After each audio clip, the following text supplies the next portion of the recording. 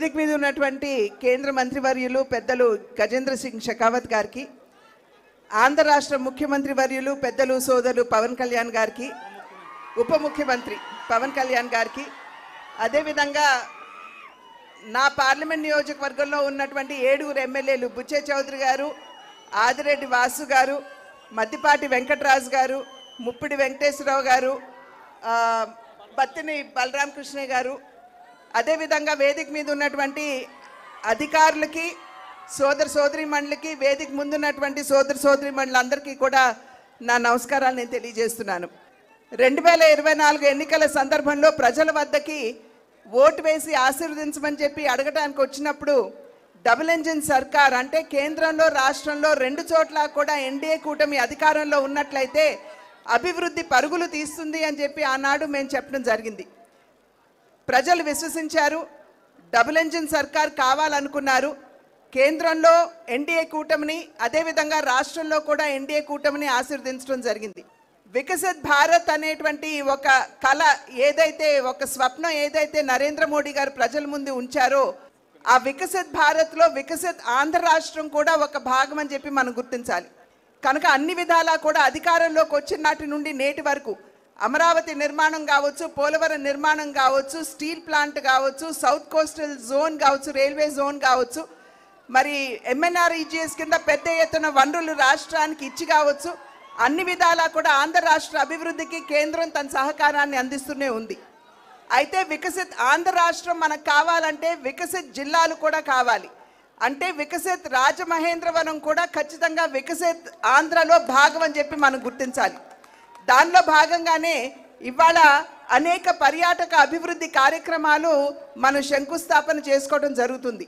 ప్రత్యేకించి Havelock bridge 100 సంవత్సరాల నాటి బ్రిడ్జ్ నిరుపయోగంగా ఉన్నటువంటి సందర్భంలో దాని యొక్క చారిత్రాత్మక ప్రాధాన్యతను గుర్తించి ఇవాళ దాన్ని కూడా ఒక పర్యాటక క్షేత్రంగా దాన్ని అభివృద్ధి చేయడానికి కేంద్రం తన సహకారాన్ని అందిస్తుంది. అదేవిధంగా రివర్ ఫ్రంట్ దాన్ని కూడా అభివృద్ధి చేస్తున్నటువంటి సందర్భంలో నేను ఇప్పుడే అజయ్ జైన్ గారితో కూడా మాట్లాడాను. అక్కడ ఉన్నటువంటి విగ్రహాలని తొలగించకుండా ఏదైతే అభివృద్ధి చేస్తున్నామో ఆ అభివృద్ధిలోనే మిళితం చేయమని చెప్పి వారికి ఇప్పుడే అజయ్ జైన్ గారు కూడా నేను అభ్యర్థించడం జరిగింది. అదేవిధంగా హ్యావ్లాక్ బ్రిడ్జ్తో పాటుగా ఇవాళ పుష్కరాలకి సంబంధించి 2027వ సంవత్సరంలో ఏదైతే పుష్కరాలు మనం రాబోతుందో దాన్ని దృష్టిలో ఉంచుకునే ఇవాళ పుష్కర ఘాట్లో అఖండ గోదావరికి కూడా మనం శంకుస్థాపన చేసుకోవడం జరిగింది. కనుక అభివృద్ధి రాజమహేంద్రవరాన్ని ఇందాక సోదరులు దుర్గేష్ గారు మాట్లాడుతూ హెరిటేజ్ జిల్లాగా రాజమహేంద్రవరాన్ని గుర్తించాలి అని చెప్పి వారు అభ్యర్థించారు.